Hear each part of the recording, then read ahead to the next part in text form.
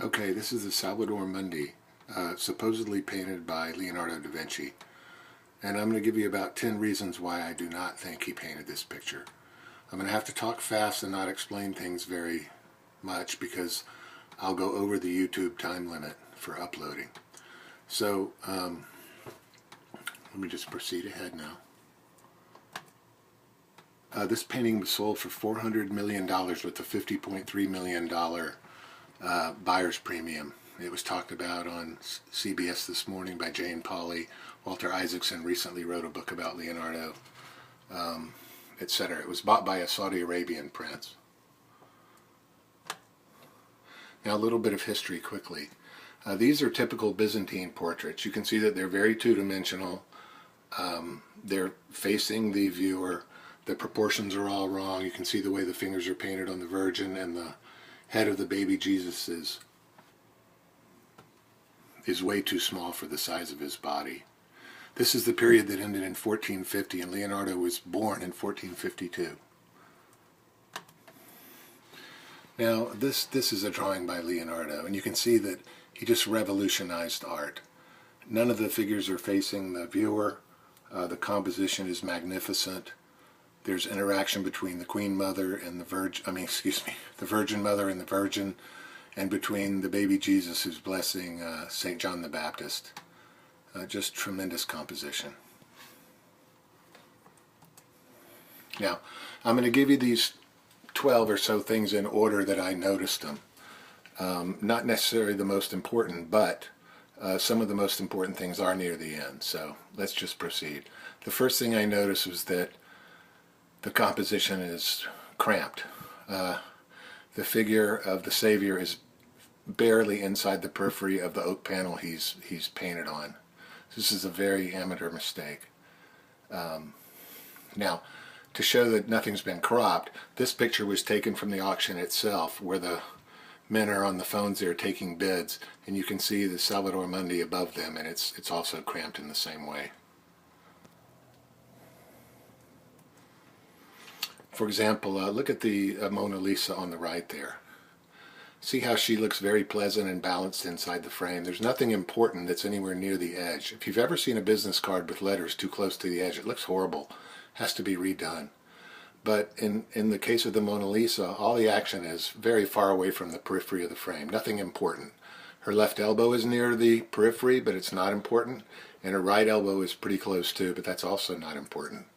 In the Salvator Mundi, the orb, which is very important in the painting, it has eschatological meaning and so forth. It's right on the edge of the oak panel. Also, the right hand pointing to the heavens is too close to the edge of the panel as well.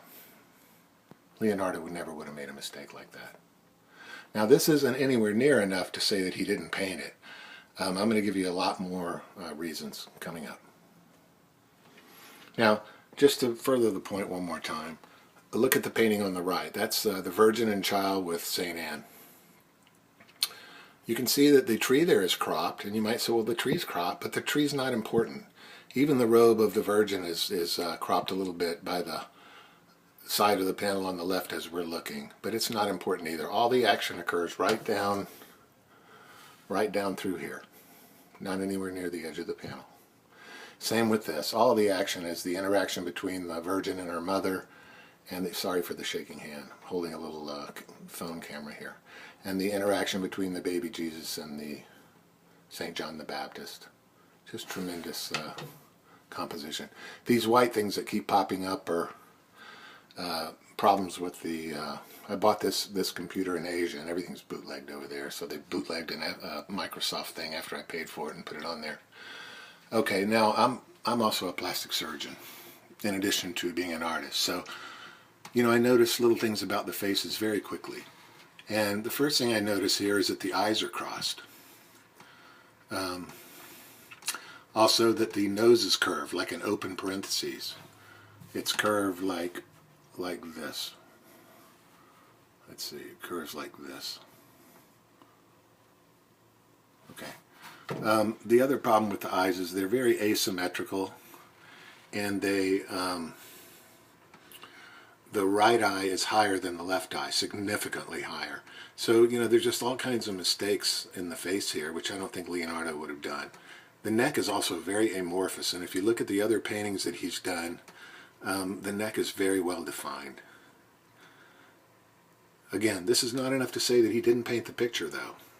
We'll get to that in a second. Now here's a close-up of the eyes. And again, I apologize for the shaking hand and the poor resolution. You can see that the two eyes don't look anything alike. The right upper lid here, the shadow line below it, the left upper lid on the right in the painting is a very smooth curvilinear line. And over here it kind of goes up, down, okay? Now that's not that important in and of itself. Even asymmetry in the eyes is not that important. We have a lot of beautiful people that have asymmetrical eyes.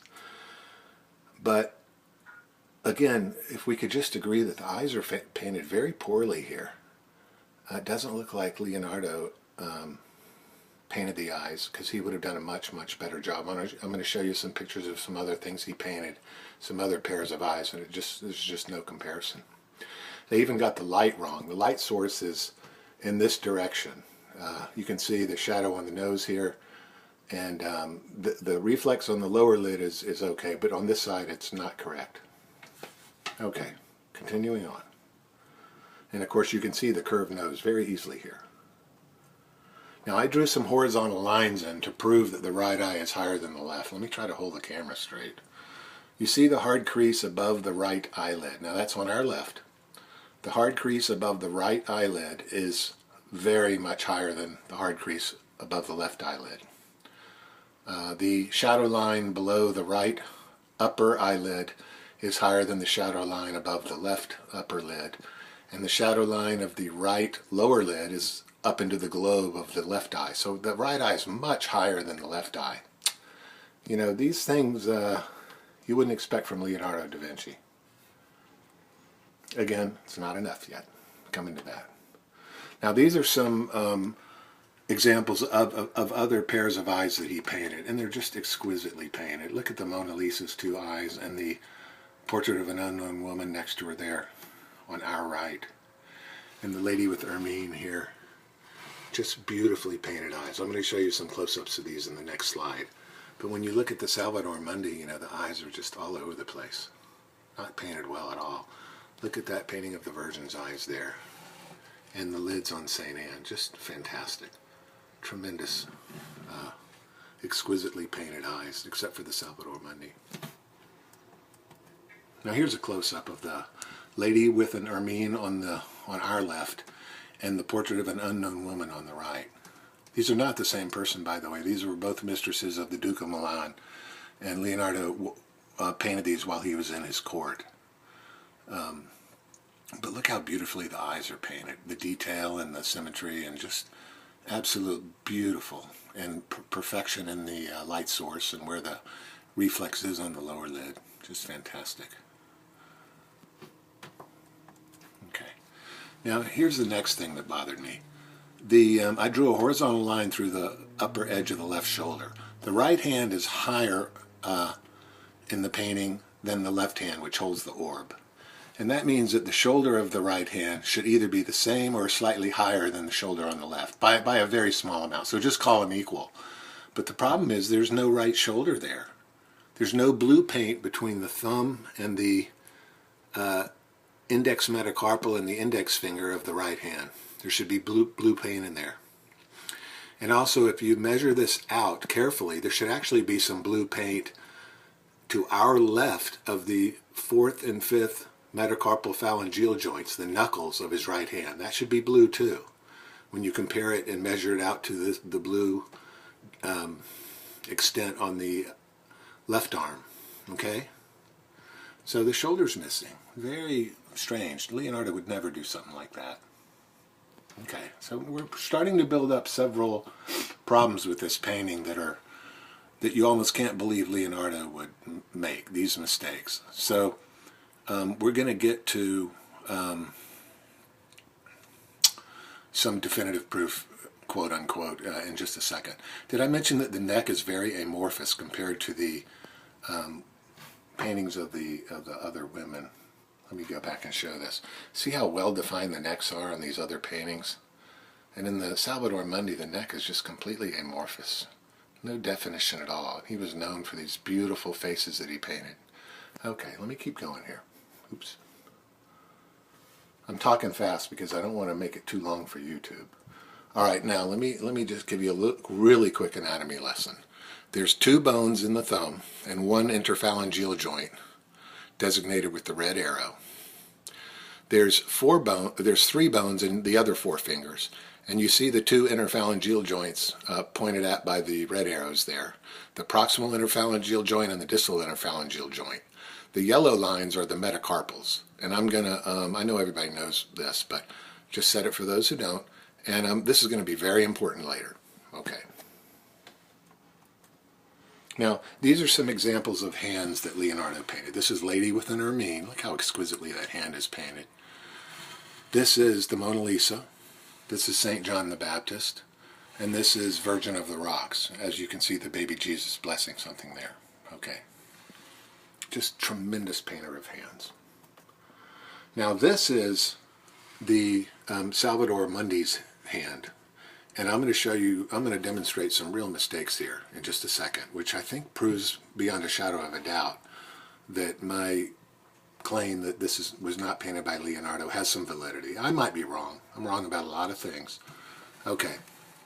Now, first thing, did I mention I was a plastic? Yeah, plastic surgeons know a lot about hands.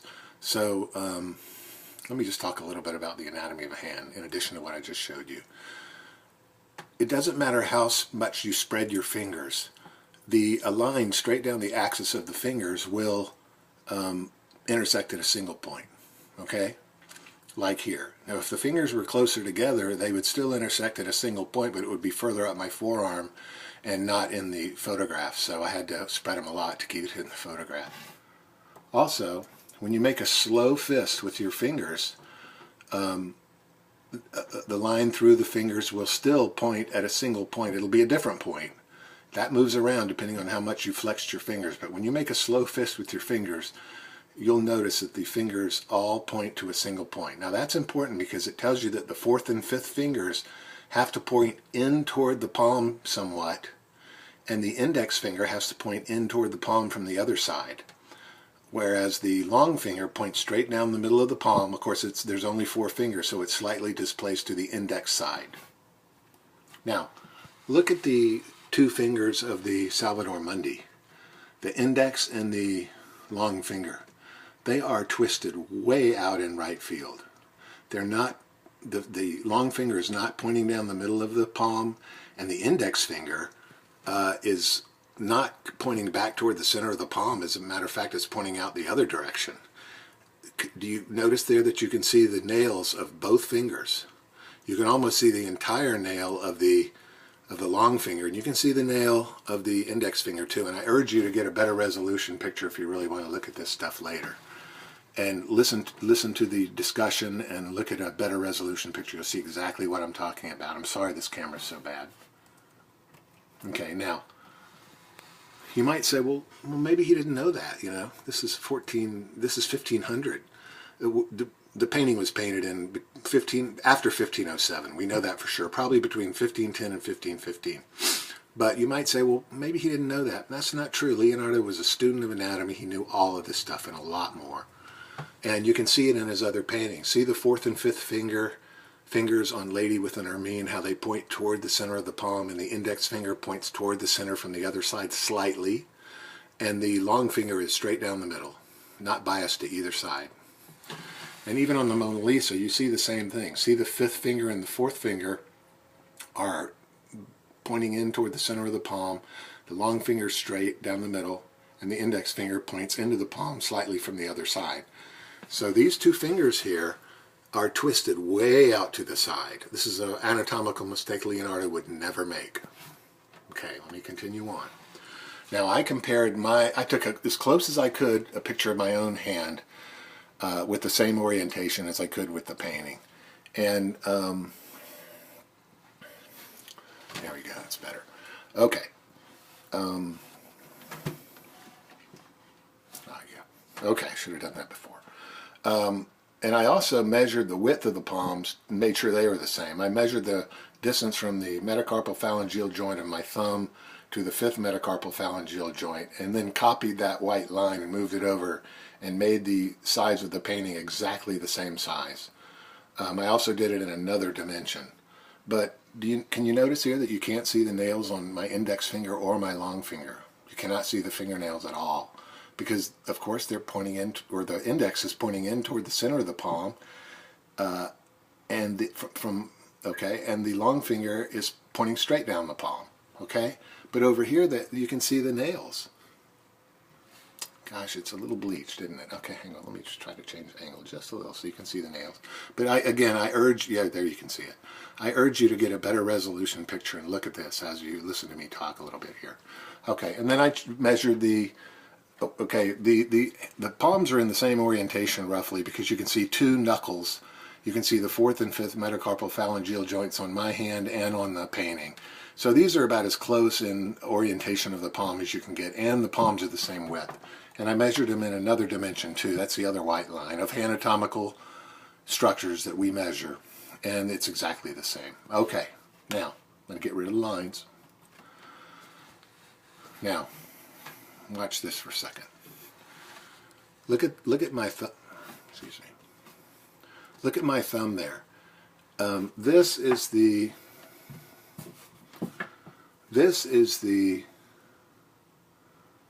proximal interphalangeal joint of my finger, of my index finger there. And you can see my thumb goes beyond that, okay?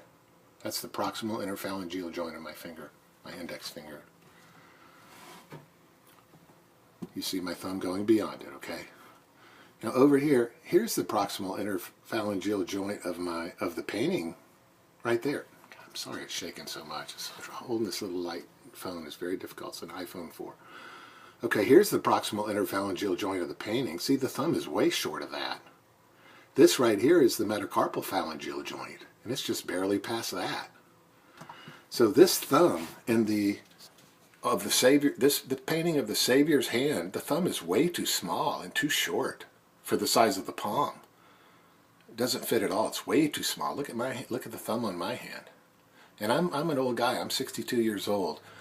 You know, I've got the shriveled up palm and the bony fingers, and you know, it's not as if the reverse were true, where I had a real meaty palm and my my fingers were way longer than the Savior's fingers, just because we have different hands. This painting is wrong. It's anatomically incorrect. The fingers are way too small for the palm. This was painted of Jesus when he was about 30 years old, and again, I'm 62. So if anything, it should be the other way around. At least the meatiness of the fingers. Now, please look at the ratio of my fifth finger to the size of my palm. Just study it for a second. Look at the ratio of the size of my fifth finger, the little finger, the pinky, versus the size of my palm. And now look at it on the painting. It's tiny. It's way too small. I mean, can you imagine if that thing were straight out with that big meaty palm? It would look weird. It wouldn't even look right. It's absolutely anatomically impossible to be that small. So, you know, it's funny, when I saw an interview with the lady that restored the painting, and she said, oh, when I washed the old paint, the covered paint off of the hand, and I saw the hand, I knew it was an original Leonardo, an authentic Leonardo. And I'm thinking, God, that hand is horrible. It doesn't look anything like a real hand. Leonardo is incapable of making mistakes like this, with fingers this small and the index and middle finger twisted out into right field like that. Just could never happen. So I think, to me, this is the strongest evidence that he did not paint this painting. Okay, let me continue on here. Now, here's another thing that bothers me. This orb here. Now, this orb does not conform to the laws of physics. And I'm going to show you a little experiment in a minute that explains it. But first, let me just tell you about it a little bit. When something is in contact with a curved surface of a sphere that is that has an index of refraction different from that of air, you will get magnification. And his palm is in contact with the orb, and you do get magnification. So that part is correct. But the fold in his robe that you see coming down here is not correct.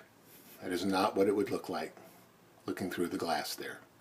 Now let me just give you a little experiment to explain why. This is a Colgate box, and you see on the end that yellow part that says 25% free. I'm going to move that Colgate box in behind the glass of water, which is a curved surface filled with a medium with a index of refraction greater than that of air. Okay, I'm going to do it right now. And what you're going to see is that that 25% free, that yellow part, appears on the other side of the glass.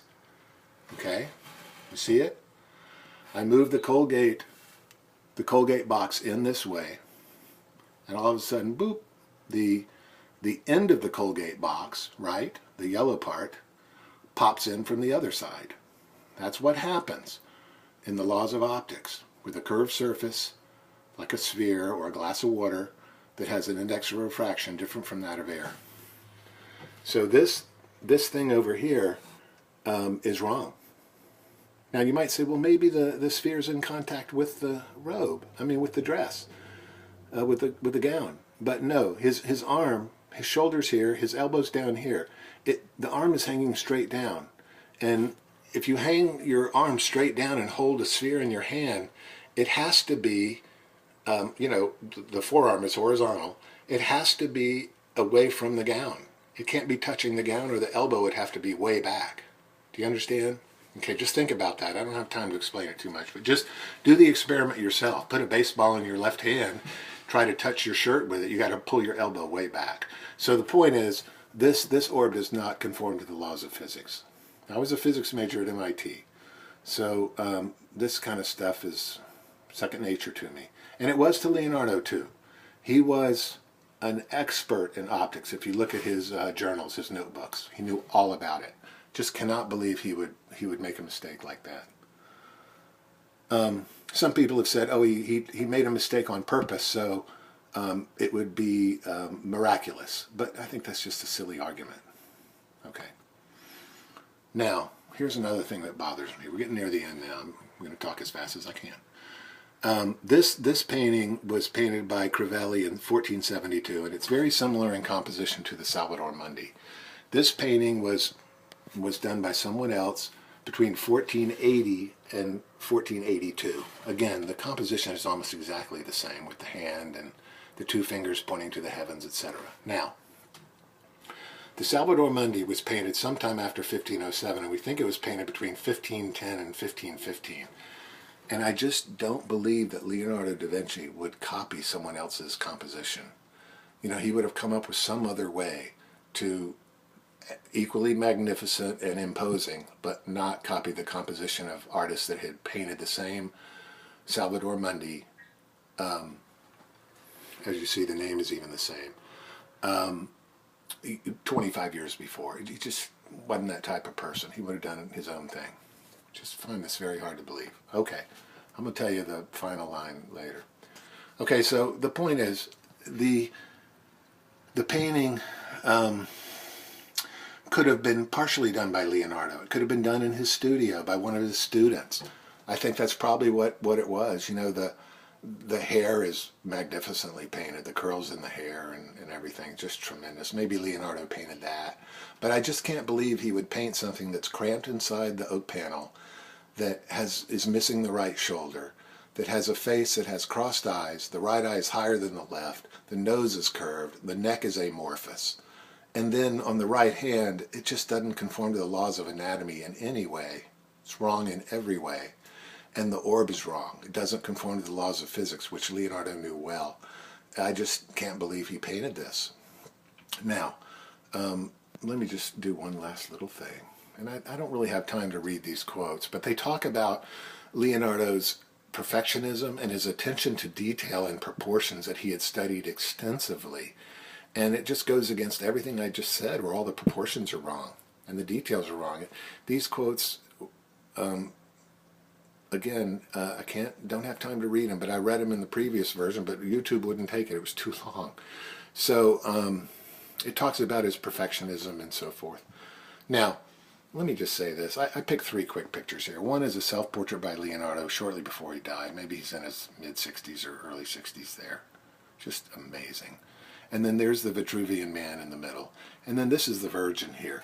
Anybody who can paint something so sublime as this, just look at this in detail. Look it up on Google or something and just look at how magnificently this face is painted. And the eyelids and everything. It's just beautiful. Not capable of making the mistakes that were made in the Salvator Mundi painting. The other thing I want to say is Leonardo and Michelangelo had a bitter rivalry. Now, I don't know if you know this or not, but the slab that became the statue of David was first given to Leonardo, and his plans failed, and it was given over to Michelangelo, and he produced the statue of David out of it. And it must have stung bitterly to Leonardo. They were tremendous rivals. They were not friendly. They did not like each other. They engaged in verbal combat every time they met each other on the street. Leonardo was a member of the Arts Council in Florence, and when the statue of David was finished, which was magnificent, and everyone agreed, it was to be placed in the most favored position in Florence, but it had to pass the Art Council's vote first, and Leonardo voted against it. An interesting thing about the statue of David is it was supposed to be on the 3rd floor of a building, up around the periphery of the 3rd floor of a building, and that's why the head is a little bit too large for the body. The people on the street would look up at it, according, in Michelangelo's eyes, and he wanted the head to fit the body perfectly from the street, and of course the head's further away than the body. So he made the head a little bit bigger than the body. I mean, these were exceptional people who just knew proportions like we know simple arithmetic. I mean, they just knew everything about it. And that's why I just cannot believe that Leonardo made all these mistakes on this painting.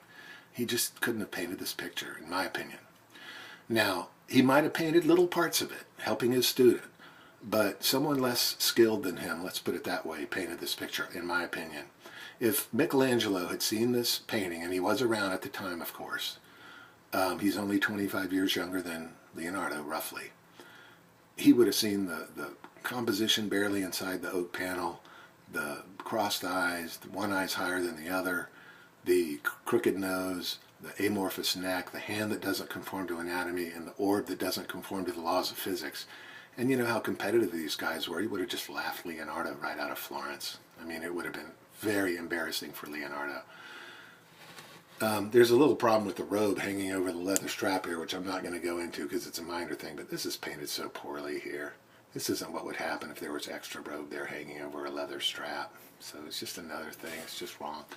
Okay, let me get out of here, so hopefully this one will be short enough to post on YouTube. And please tell me in the comments if you agree with me or not. You know, I'm wrong on a lot of things, so I could be wrong about this, but I don't think so. So please comment and let me know what you think. I'd love to learn something from you. Thank you very much for listening.